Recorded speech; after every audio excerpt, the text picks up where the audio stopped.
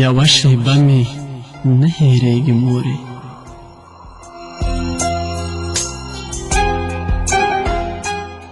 ډېرې مودې وشوې مسافر یمه، ډېرې مودې وشوې چې دې نه وینم. ډېرې مودې وشوې مسافر یمه، ډېرې مودې وشوې چې دې نه وینم. خدای درنه په ژوند مورې جدا کړمه، خدای خبر په ژوند به دې بیا ووینم.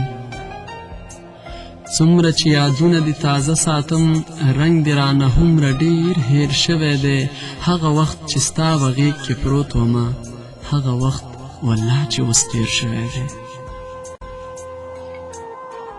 زه لکه ماشوم چې لوبولم تا، ورو ورو به په مینه پوهولم تا. زه به درته کټ کټ په خندا شومه، کله چې به کلک کلک ښکلولم تا. زه به چې خفه شم مرور به شم، زه به په خندا پخلا کولم تا. ډېرې مودې وشوې مسافر یمه، ډېرې مودې وشوې چې دې نه وینم. خدای درنه په ژوند ګرانې جدا کړمه، خدای خبر ژوندی به دې بیا ووینم. ستا تصویر چې زړه کې ما ساتلی و، هغه هم د اوښکو سیلاب وړی دی. ما چې ستا په مینه کې لیکلی و، ما نه یې هماغه کتاب وړی دی.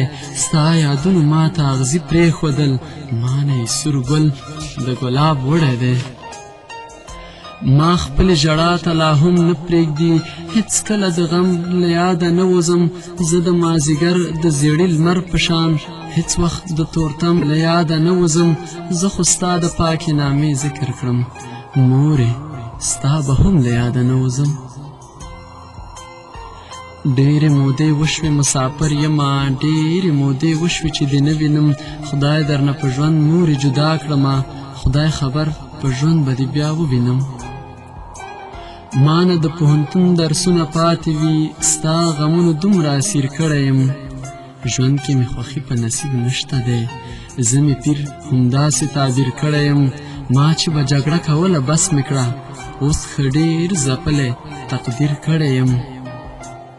وی رښتیا هماغه ورځ دې یاده شوه، ما چې بر ناحقه خفه کړلې ته. کاشکې چې خفه درنه راغلی وم، کاش چې بیا مې نه وی پخلا کړې ته. ولې به پاو پاو ویلې کېدلم زه، ولې به هر ساعت را یادېدلې ته. خیر دی مورې یو ځل خوب کې راشه ته، زه به دې دا دواړه پښې ښکلې کړم. مخامخ دې نه وینم په خوب کې، خو ستا د قدم خاورې په سر تلې کړم. ستا د مسافر زیارمل غوښتنه ده، راشه چې نړۍ ته دې ښاغلی کړم.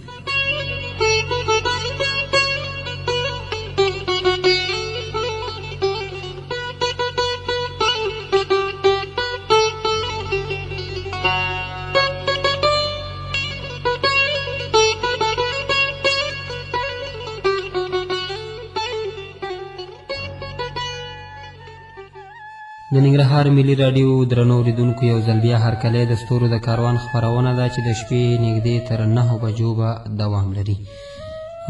زیارمل صاحب شعر مو واورېدو، ډېر ښکلی نظم او ډېر جالب. زیارمل صاحب د پوښتنو ته کرای شو، لومړنۍ پوښتنه جاوید تنها کړې وه د کتاب په اړه.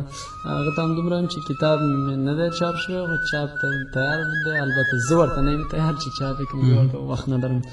نصیر مومند پوښتنه